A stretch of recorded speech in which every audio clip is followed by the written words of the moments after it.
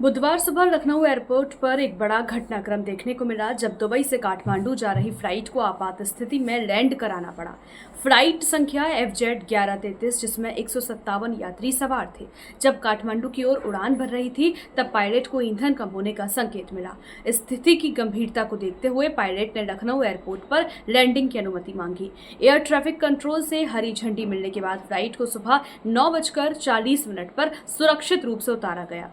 Flight में ईंधन भरने की प्रक्रिया पूरी होने के बाद विमान करीब 10:30 बजे दोबारा अपनी मंजिल काठमांडू के लिए रवाना हुआ।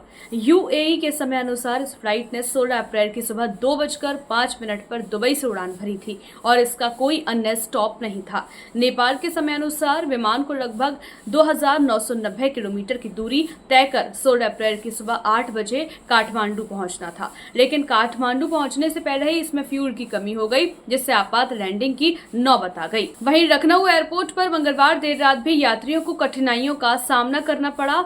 इंडिगो की फ्लाइट से सफर कर रहे कुछ यात्रियों का सामान नहीं पहुंचा, जिससे नाराज होकर उन्होंने एयरपोर्ट पर हंगामा कर दिया। इस दौरान यात्रियों और एयरलाइन स्टाफ के बीच तीखी बहस हुई। करीब 1.5 घंटे तक एयरपोर्ट स्टाफ उन्हें समझाने की कोशिश करता रहा, लेकिन यात्री अपनी मांगों पर अड़े रहे और एयरलाइंस के मैनेजर को बुलाने की मांग करते रहे। स्थिति को संभालने के लिए इंडिगो के असिस्टेंट मैनेजर मौके पर पहुंचे और यात्रियों को आश्वासन दिया कि उनका सामान उनके घर तक भिजवा दिया जाएगा। इसके बाद ही माहौल शांत हुआ। दरअसल इंडिगो की फ्लाइट भोपाल से शाम 4:50 पर उड़ान भरकर 6:20 पर दिल्ली पहुंचने वाली थी, लेकिन वह 3 घंटे देरी से पहुंची।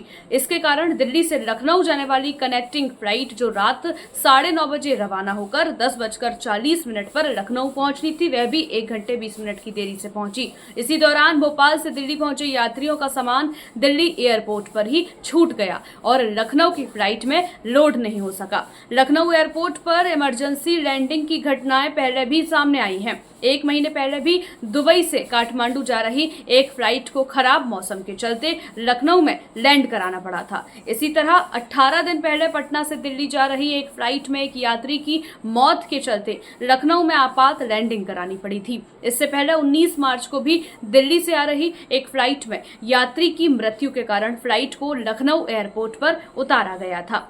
इन घटनाओं ने यह दर्शा दिया है कि लखनऊ एयरपोर्ट किसी भी आपात स्थिति में त्वरित निर्णय और सुविधा प्रदान करने में सक्षम है, लेकिन एयरलाइंस को संचालन और यात्रियों की सुविधा के स्तर को और बेहतर बनाने की जरूरत है।